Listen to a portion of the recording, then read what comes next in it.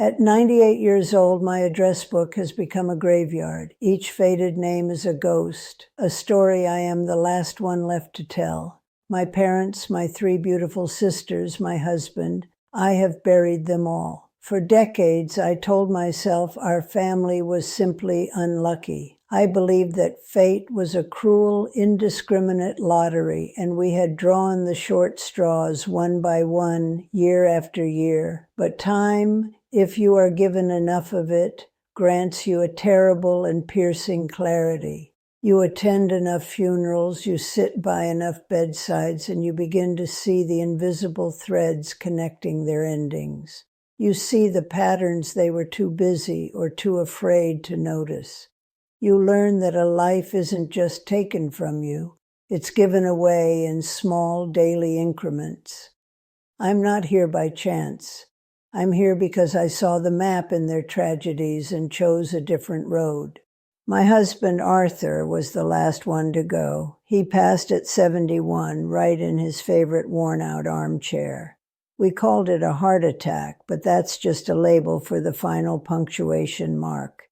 The truth is, he died of sitting. He died of comfort that had turned into a cage. After his funeral, the silence in this house became a relentless teacher, and it was in that profound quiet that the puzzle of my family's history finally clicked into place. Their deaths were not disconnected tragedies. They were data points in a devastatingly clear pattern of self-destruction. The people I loved most didn't die from some grand disease or a cruel twist of destiny. They died from the small things they did every single day. Their habits were slow, patient assassins hiding in plain sight. Resentment, inactivity, mental clutter, the quiet desperation to please everyone but themselves. These weren't just character flaws. They were the silent poisons they chose to drink every single day. My days now are built on a quiet architecture of intention. I wake not to an alarm, but to the gentle light that filters through the old lace curtains in my bedroom. The first thing I do is simply notice my own breath, the feeling of life still moving through this old vessel. There's a lightness in my limbs that surprises even me some mornings, a reward for a lifetime of choosing to move. My home is not a museum of loss, but a library of lessons. Arthur's armchair still sits by the fireplace, its fabric worn smooth by years of his stillness. I run my hand over its arm each morning, not in sorrow, but as a reminder that comfort can become a coffin if you let it. Every hour, the old grandfather clock in the hall chimes and I get up.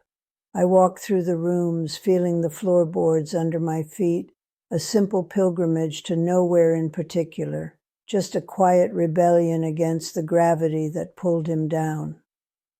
The evenings are the quietest. The television hasn't been turned on in years.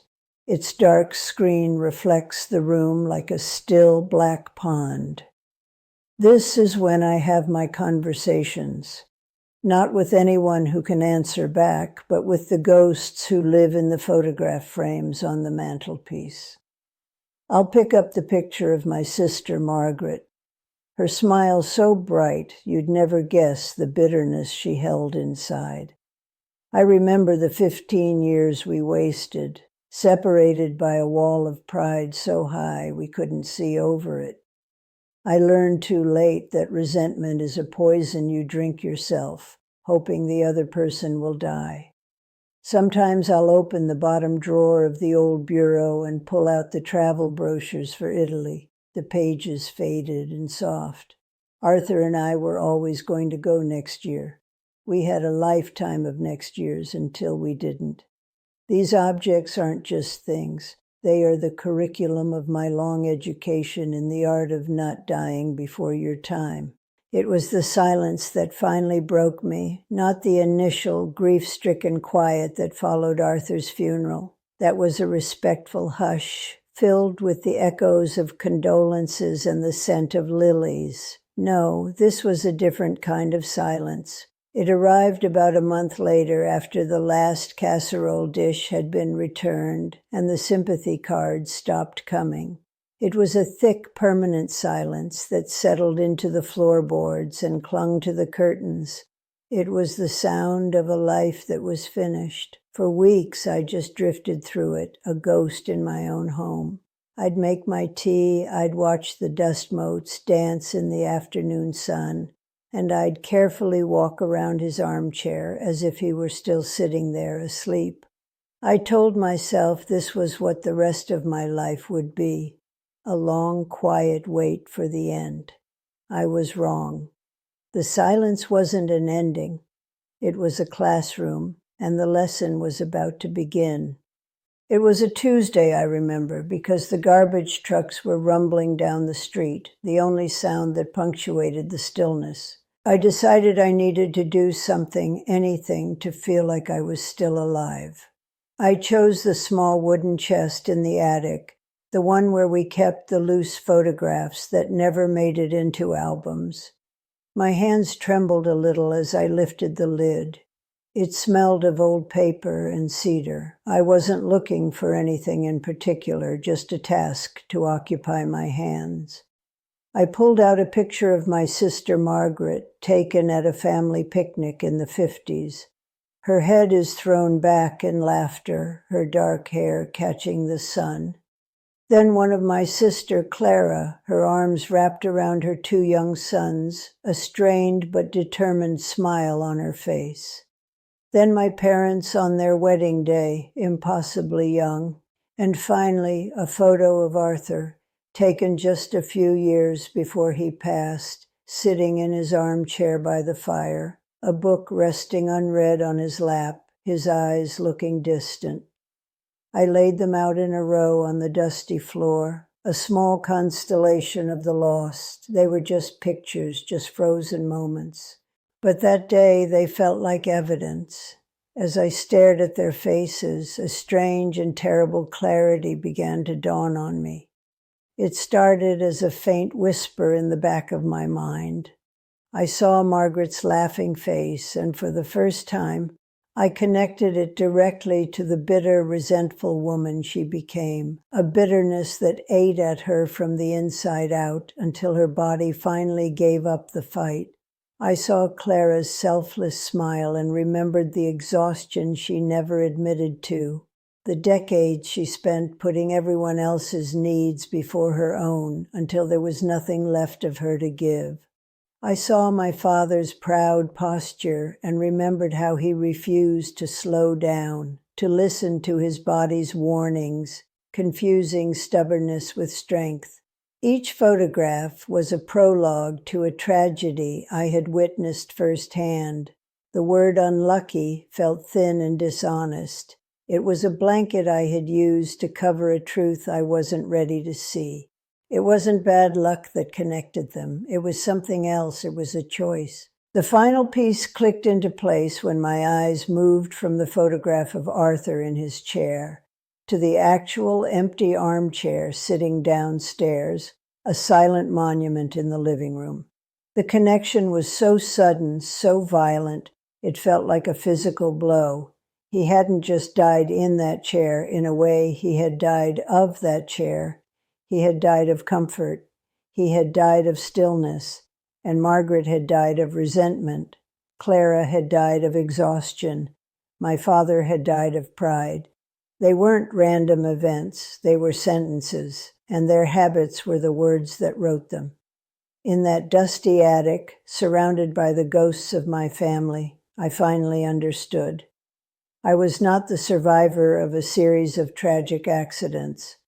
I was a witness to a pattern of slow, methodical self-destruction, and the only reason I was still breathing was because I had, somewhere along the way, refused to drink the same poisons.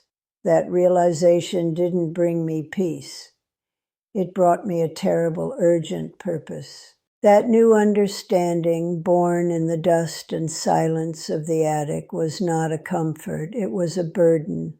Suddenly I saw the silent poisons everywhere, in every life, in every choice.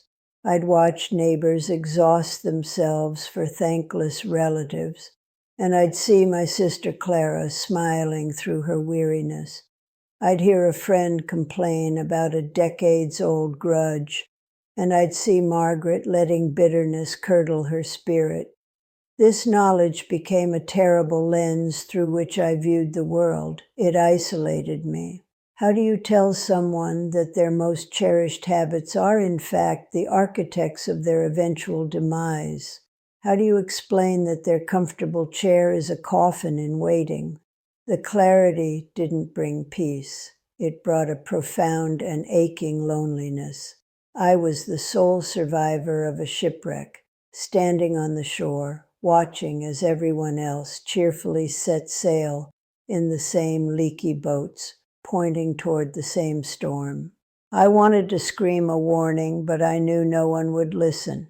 They couldn't. My greatest regret, the one that still sharpens its edges in the dead of night, is Margaret. For 15 years, a wall of silence stood between us, built from the bricks of a stupid argument over our mother's silver.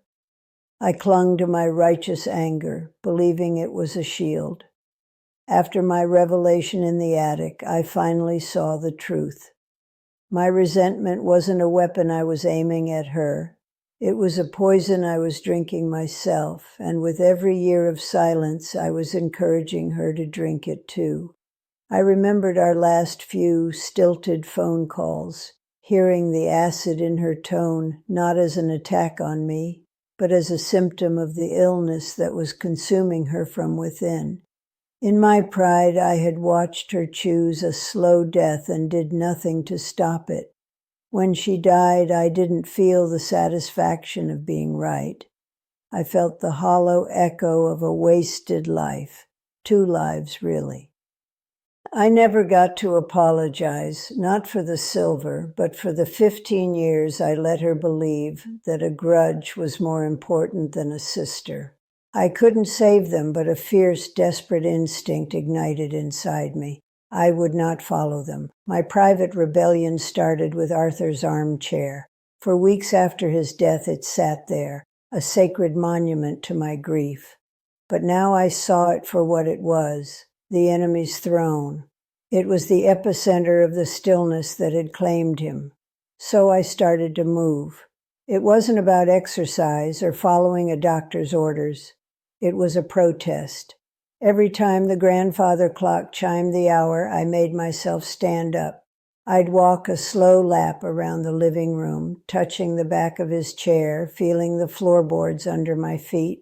It was a small, quiet mutiny against the comfortable gravity that had pulled him down into the earth.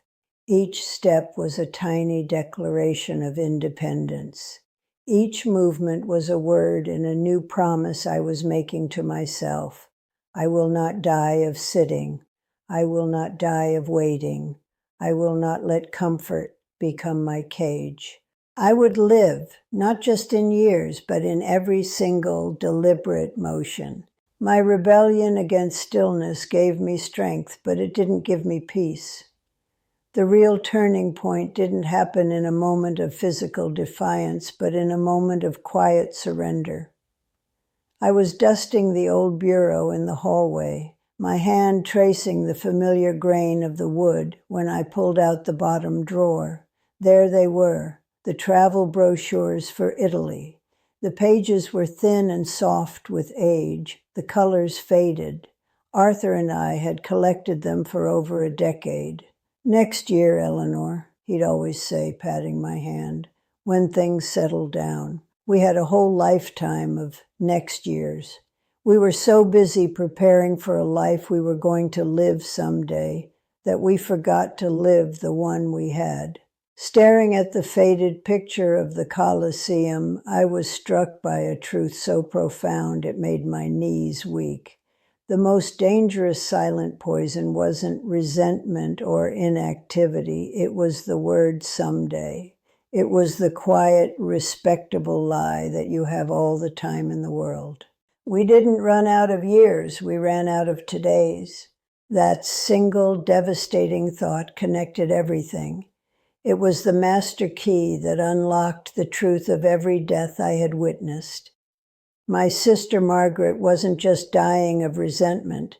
She was postponing forgiveness, waiting for an apology that would never come, sacrificing her present peace for a future victory she would never see.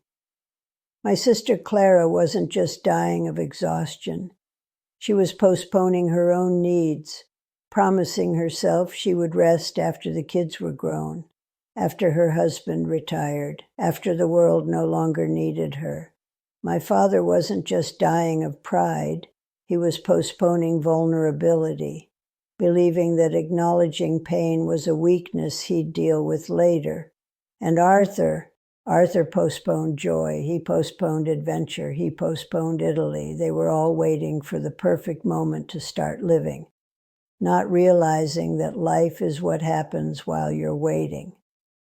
They thought they were saving their best selves for a special occasion, but the occasion never arrived. Their lives weren't cut short, they were left unopened. And in that moment, I had to face the most painful truth of all. I was one of them. For 15 years, I postponed my relationship with my own sister over a box of our mother's silver. I told myself I was waiting for her to see reason, to admit she was wrong. But what was I really waiting for? I was waiting for a future where my pride was satisfied, a future that cost me 15 years of a sister's love. I was drinking the same poison she was, just from a different cup. I was so focused on the injustice of the past that I willingly sacrificed my present. The realization was a cold shame that settled deep in my bones. I had seen their patterns so clearly, yet I had been blind to my own. I wasn't just a survivor who had chosen a different path. I was a participant who had, by sheer dumb luck, stepped off the path just in time. My longevity wasn't a mark of superior wisdom. It was a scar, a constant reminder of the years I, too, had willingly thrown away. That afternoon, holding those faded brochures, I finally understood. The great tragedy of my family wasn't how they died, it was how they didn't live. Their habits, the stillness, the resentment, the pride, weren't just the things that shortened their lives. They were the very things that kept them from living them in the first place. Arthur's armchair wasn't just a comfortable coffin, it was a waiting room. Margaret's bitterness wasn't just a poison, it was a cage that kept her locked away from joy. They were all waiting for their real lives to begin, and they died in the waiting room. That is the ultimate theft. It's not about losing a decade at the end of your life. It's about losing the life within every single day you postpone it. I am not here by chance. I am here because I finally stopped waiting. I stopped waiting for apologies, for perfect moments, for someday. And I started living not for a long life, but for a life right now. The shame of it all could have crushed me. The weight of 15 wasted years of my own stubborn pride was heavier than all my other griefs combined. For a few days, I just sat with it, letting the truth wash over me in waves of cold regret. I had been just as blind as they were, a willing participant in my own quiet self-destruction. But I learned long ago that shame is just another form of stillness. Another comfortable chair to die in. One morning, I went to the old linen closet and took out the polished wooden box that held our mother's silver, the very thing that had built the wall between Margaret and me. I ran my hand over the cool, tarnished metal. For years, I had kept it as proof that I was right, a trophy of my righteousness. Now it just felt like a relic from a foolish war. I didn't throw it away. Instead, I took it downstairs and placed it on the mantelpiece, right next to her photograph. It wasn't a surrender. It was a peace treaty, signed too late, but signed nonetheless. It was my way of finally saying, "You were my sister." That was all that ever mattered. My days began to change after that, not in their structure, but in their texture. The hourly walks I took around the house were no longer a grim protest against Arthur's fate. They became a quiet celebration of my own. I started to notice things I hadn't before. The way the light shifted across the floorboards from morning to afternoon, the intricate pattern of veins on a single leaf outside my window, the deep, satisfying silence that wasn't empty but full of presence. I stopped thinking about the trip to Italy we never took.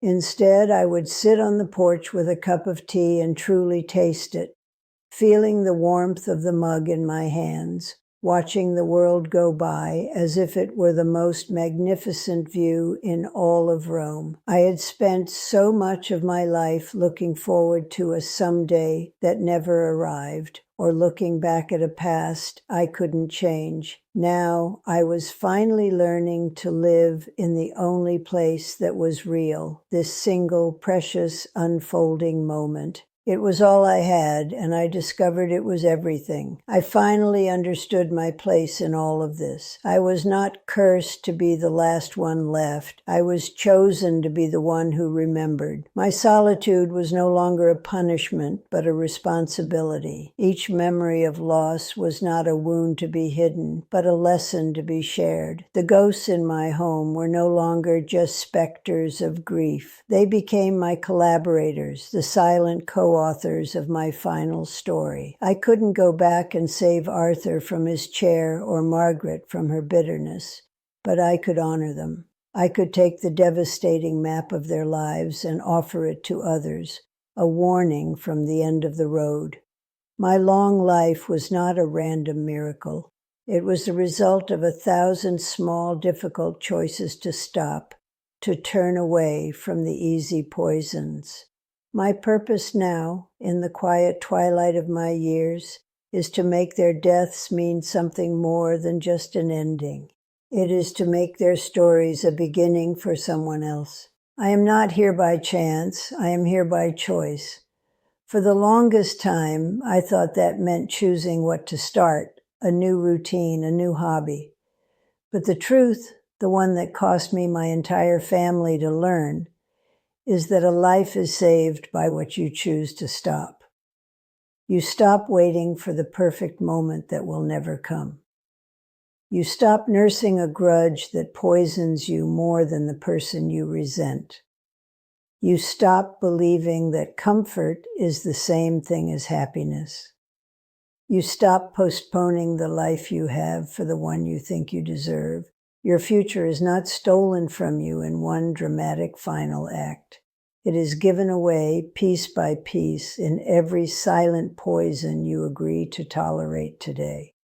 My longevity is not a prize. It is a testament to a long and painful process of subtraction, of letting go of the heavy things that were sinking me. And I am the only one left to tell you that the water is rising. So now I leave you with this.